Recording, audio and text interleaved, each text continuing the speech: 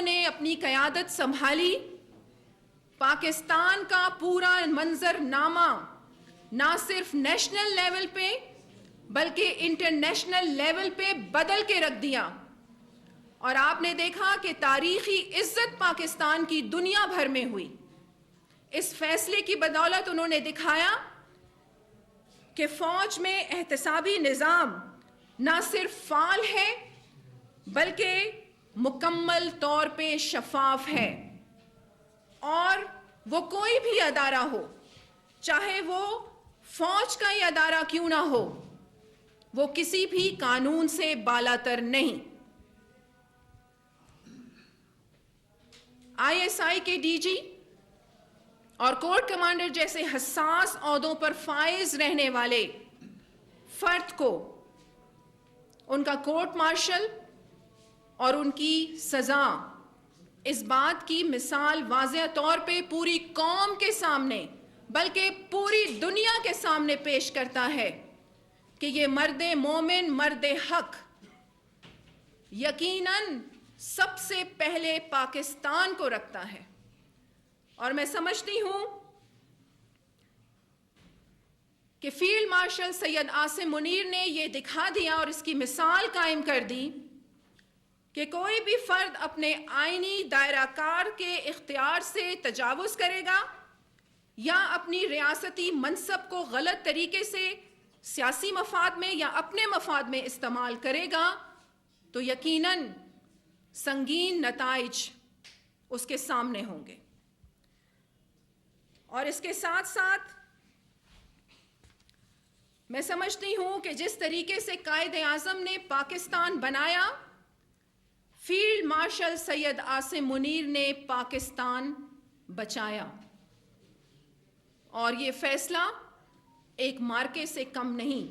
آپ نے دیکھا کہ فیلڈ مارشل سید عاصم منیر نے جیسے ہی اپنا عہدہ سنبھالا، پاکستان کا نقشہ پوری دنیا میں چینج ہو گیا۔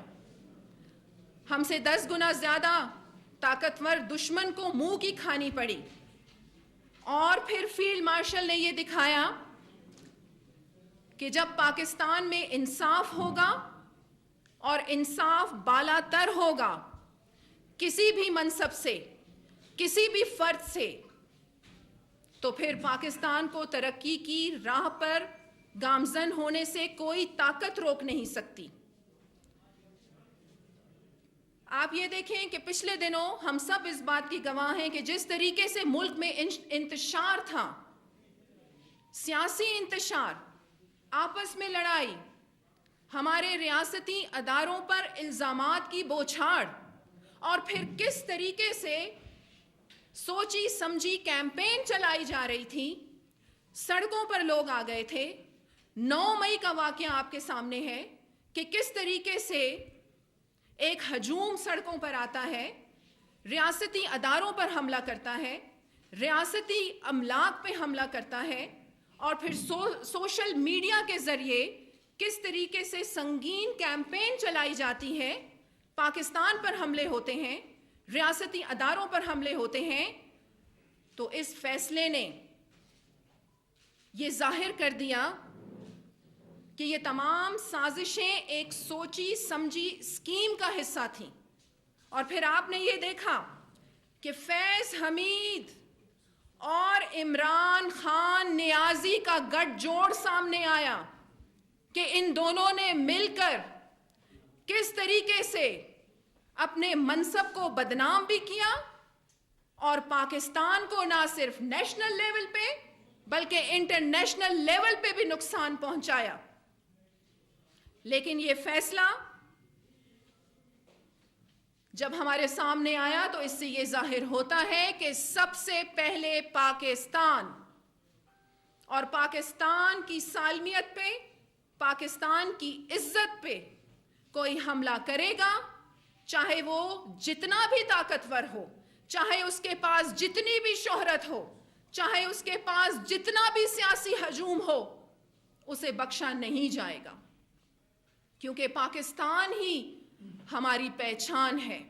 اور میں کہتی ہوں کہ جب پاکستان کی بات آئے، پاکستان کی عزت کی بات آئے وہاں آپ کی زبانیں بند ہو جانی چاہیے. اور پھر یہ فیصلہ محض پہلا مرحلہ ہے.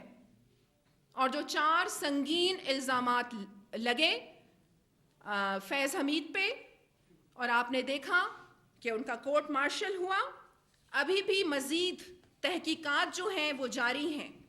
اور یہ فیصلہ 9 مئی اور ریاست مخالف عناصر کے لیے ایک واضح پیغام ہے کہ بخشا کوئی بھی نہیں جائے گا، چاہے وہ جتنا بھی مضبوط ہو، چاہے وہ جتنا بھی طاقتور ہو. پاکستان کا آئین، پاکستان کا قانون بالا تر ہے اور وہ اپنے انجام کا انتظار کریں. اس فیصلے نے، میں سمجھتی ہوں، ہم سب کا، پاکستانی قوم کا اعتماد ریاستی اداروں پر، اپنی پاک افواج پر بحال کیا. کیونکہ اس مرد مومن، مرد حق فیلڈ مارشل سید عاصم منیر نے یہ بتا دیا پوری قوم کو کہ احتساب اپنے گھر سے ہی شروع ہوتا ہے.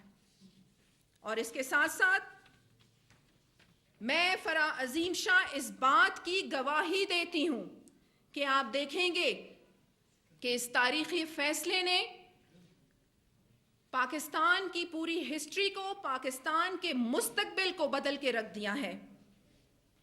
اور انشاءاللہ یہ اس بات کی بھی ضمانت دیتا ہے کہ پاکستان کسی فرد، جماعت یا گروہ کے لیے نہیں، بلکہ صرف اور صرف آئین اور قانون کے تحت چلایا جائے گا. کیونکہ پاکستان سب سے پہلے اور پاکستان ہمیشہ زندہ باد.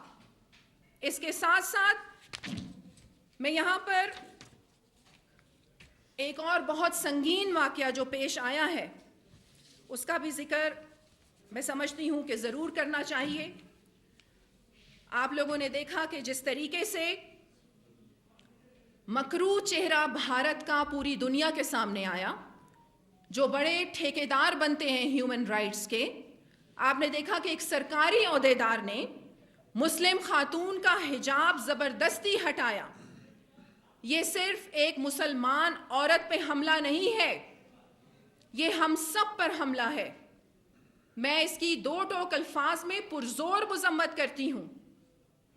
اور میں جتنے بھی ہمارے ہیومن رائٹس کے ادارے ہیں، جو ہیومن رائٹس کے ٹھیکیدار بنتے ہیں، میں ان سب کو یہ کہتی ہوں کہ اپنی خاموشی توڑ دیں اور بھرپور طریقے سے ہمیں اس کی مذمت بھی کرنی چاہیے. اور جو عہدیدار اس شرمناک حرکت میں ملوث ہے اسے سرے عام معافی مانگنی چاہیے. بہت شکریہ. پاکستان ہمیشہ زندہ باد.